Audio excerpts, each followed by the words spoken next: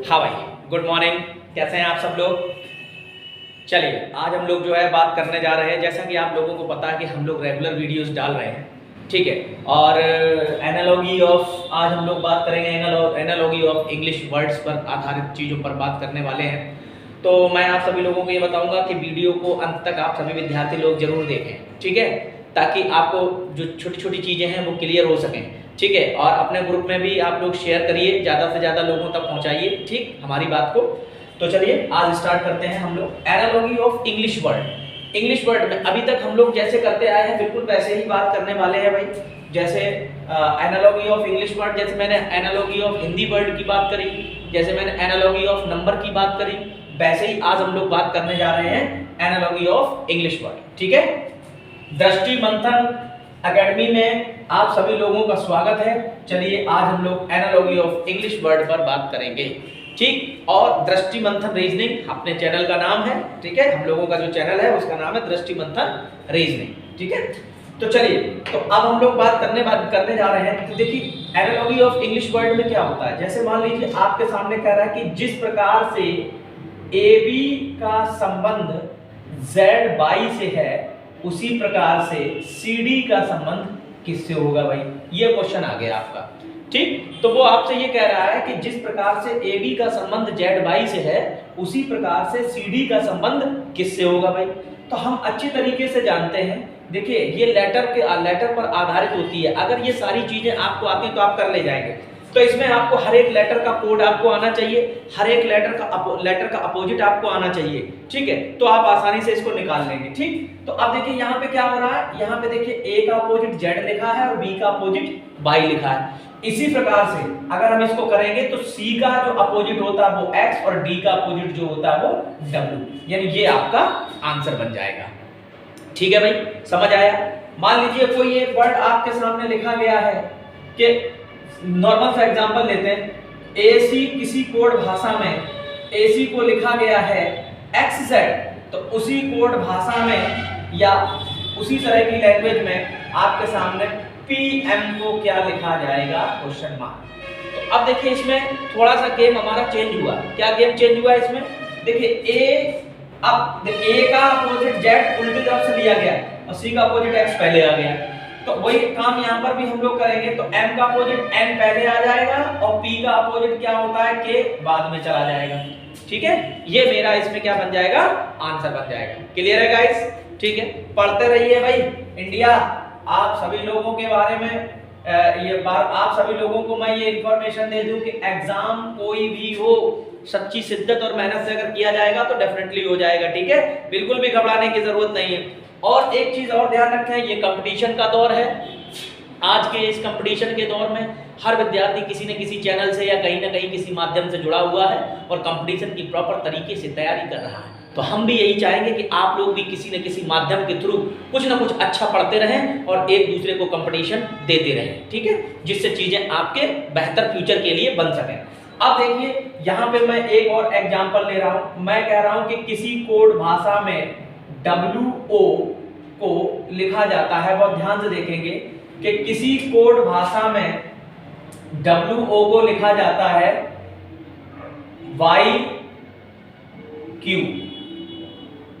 उसी कोड भाषा में RS को क्या लिखा जाएगा। ये एक आ गया आपका, कह रहा है कि किसी कोड भाषा में WO को लिखा जाता है YQ, उसी कोड भाषा में RS को क्या लिखा जाएगा। तो देखो भाई, W में W का कोड होता है 23 और Y का कोड होता है 25, तो इसमें +2 ऐड किया गया है, ठीक है। O, ठीक है भाई, O का कोड होता है 15 और Q का कोड होता है 17, तो इसमें भी +2 ऐड किया गया है। तो यानी +2 ऐड करके पूरा का पूरा ये एनालॉगी बना दिया गया है। तो R का कोड होता है 18 और मैं अगर 2 ऐड करेंगे तो 18 2 20 यानी T आ जाएगा। S का कोड होता है 19 और 19 में 2 ऐड करेंगे 20 21 यानी कि U आ जाएगा। तो जो आपका आंसर आएगा वो क्या आ जाएगा, TU, यानी कि TU आंसर जो है वो आपका बिल्कुल सही है, ठीक है। तो TU उत्तर आएगा जिसको हमें देखना है, ठीक। अब हम लोग आपसे बात करते हैं और समझिए, ठीक है। मैं आप सभी लोगों को एक बात और बता दूं, बेहतरीन तरीके से इसको समझिएगा आप सब लोग। कहते हैं कि जब लोग अक्सर करके YouTube पे जुड़ते हैं, इस चैनल के थ्रू आते हैं तो बड़ी शेर व शायरी करते हैं कि भाई ऐसा हुआ वैसा हुआ, एक दूसरे से सुनाते हैं कि हाँ, कहते हैं कि हम ही हम हैं तो क्या हम हैं, तुम ही तुम हो तो क्या तुम हो, ना हम कम हैं ना तुम कम हो। चलिए इसी बात पे आगे बढ़ते हैं, ठीक है। तो अब बात यहाँ पे ये आती है कि चलिए एक और एग्जांपल हम लेते हैं। क्या है एग्जांपल? कि जैसे मान लो मैंने लिखा PRS, ठीक है। किसी कोड भाषा में कहता है कि PRS को जो है लिखा जाता है TSQ, तो उसी कोड भाषा में ABC अनुपात क्वेश्चन मार्क, ये आ गया भाई, ठीक है। कैसे लिखा जाएगा? तो देखो बड़ा आसान है। अगर हम देखें उल्टी तरफ से अगर चलें तो देखिए S में T+1, R में S+1 और P में Q+1, ये देखिए उल्टी तरफ से +1 की सीरीज चल रही है भाई, एक एक जुड़ रहा है। तो इसी प्रकार से C में एक जोड़ देंगे D पहले आ जाएगा, ठीक है, क्योंकि उल्टी तरफ से चल रहा है। B में एक जोड़ देंगे C आ जाएगा, और एक में एक जोड़ देंगे B आ जाएगा, ठीक है। ये इस प्रकार से चलेगा DCB। तो जो आंसर आपका आएगा यहाँ पे वो आ जाएगा DCB, ठीक है। क्लियर है भाई? एनालॉजी ऑफ वर्ड्स हैं। अच्छा, ये कभी कभी आपके सामने देखिए, अब एक क्वेश्चन मैं आपके सामने यहाँ पे रख रहा हूँ, बहुत अच्छा क्वेश्चन। जैसे मैं नॉर्मल सा एग्जांपल ले लूं, मैं कहूँ RTL, किसी कोड भाषा में RTL को लिखा जाता है IBC, तो उस कोड भाषा में MPZ बराबर क्वेश्चन मार्क। ये क्वेश्चन देखिए आप, ये क्वेश्चन आपके सामने आया, कह रहा है कि RTL को लिखा जाता है IBC, तो उस कोड भाषा में MPZ को क्या लिखा जाएगा, ठीक। तो अगर हम इस पर बात करें, देखो ये हुआ कैसे, तो बेटे ये बहुत आसान है, ये 1 डिजिट में लाकर इसको क्वेश्चन को सेट किया गया। देखो R का कोड होता 8, इसको जोड़ दिया 8 और 1 9, 1 डिजिट में नामाक्षर देखो क्या होता है I आ गया। और देखो T का कोड होता है 20, आपस में इसको जोड़ दिया 2 और 0, कितना हो गया 2। तो देखो दूसरा अक्षर क्या होता है भाई, B होता है। उसी प्रकार से L का कोड होता है 12, 2 और 1 3 जोड़ दिया, तो देखो ये देखो तीसरा अक्षर क्या होता है, C होता है। तो इसी प्रकार से अब हम लोग इसको भी सॉल्व कर लेते हैं, शॉर्ट आउट करेंगे। तो M का कोड होता है 13, ठीक है, तो इसको ऐड कर दे, 3 और 1 4, और चौथा अक्षर क्या हो जाएगा, D हो जाएगा। P का कोड क्या होता है भाई, 16 होता है, ठीक है, इसको आपस में ऐड कर दीजिए, 6 और 1 7, और सातवां अक्षर क्या आ जाएगा, G आ जाएगा भाई, ठीक है। Z का कोड कितना होता है, 26 होता है, तो 26, अब 26 को जोड़ेंगे 6 और 2 8, आठवां अक्षर क्या होता है, H होता है। तो ये आपका आंसर आ जाएगा इसमें DGH, ठीक है, DGH आपका आंसर आ जाएगा। क्लियर? ओके, चलिए भाई अब हम लोग आगे बढ़ेंगे, आगे बात करेंगे। अगला क्वेश्चन देखते हैं। जैसे मान लो कोई एक क्वेश्चन है आपके सामने रखा गया है कि QMO, किसी कोड भाषा में लिखा हुआ है कि QMO को लिखा जाता है आपके सामने LN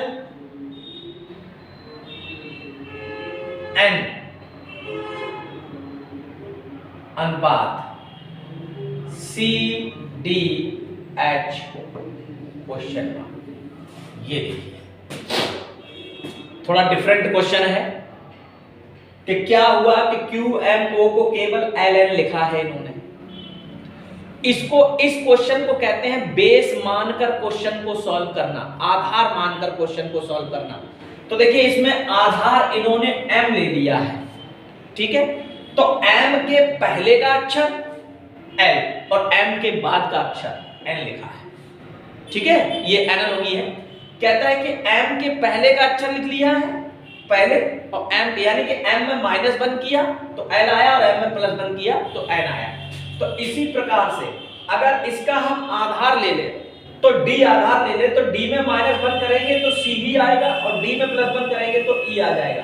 तो इसका जो आंसर आ जाएगा वो क्या आ जाएगा, CE आ जाएगा, ठीक है। यानी जो आंसर बनेगा वो क्या बनेगा, CE बनेगा। क्लियर? इस टाइप से भी क्वेश्चंस को एग्जाम में फ्रेम किया जाता है, ठीक। अब देखिए कभी कभी क्या होता है, बॉबिल को आधार मानकर क्वेश्चन को सॉल्व किया जाता है। बॉबिल को कैसे, जरा समझिए। जैसे मैंने लिखा कि MOAD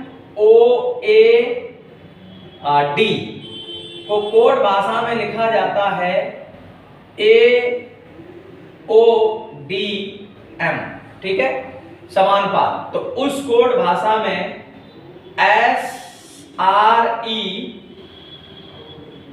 बराबर क्वेश्चन मार्क। ये देखिए, अब इसको थोड़ा सा हम समझेंगे क्या है। बॉबिल और कॉन्सोनेंट दोनों को असेंडिंग ऑर्डर में लिख दिया गया है। कैसे लिख दिया गया? असेंडिंग ऑर्डर में। तो पहले बॉबिल को लिख दिया गया है, फिर कॉन्सोनेंट को लिखा गया है। तो बॉबिल को अगर हम देखें तो बॉबिल में सबसे पहले छोटा बॉबिल क्या है? ए, तो ए लिखा, फिर उसके बाद क्या है? ओ, तो ओ लिख दिया, ठीक है, और बाकी कॉन्सोनेंट को असेंडिंग में हमने लिख दिया। क्लियर? उसी प्रकार से इसमें भी आएंगे। तो सबसे छोटा बॉबिल क्या है भाई इसमें? ई, तो ई पहले आ जाएगा, ई के बाद आई। अब कॉन्सोनेंट को भी असेंडिंग लिखेंगे तो आर और एस। ये आपका क्या हो जाएगा? आंसर हो जाएगा, ठीक।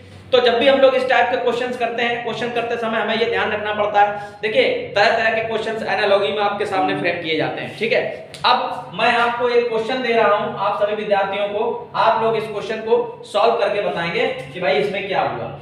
लिखा हुआ है MUGR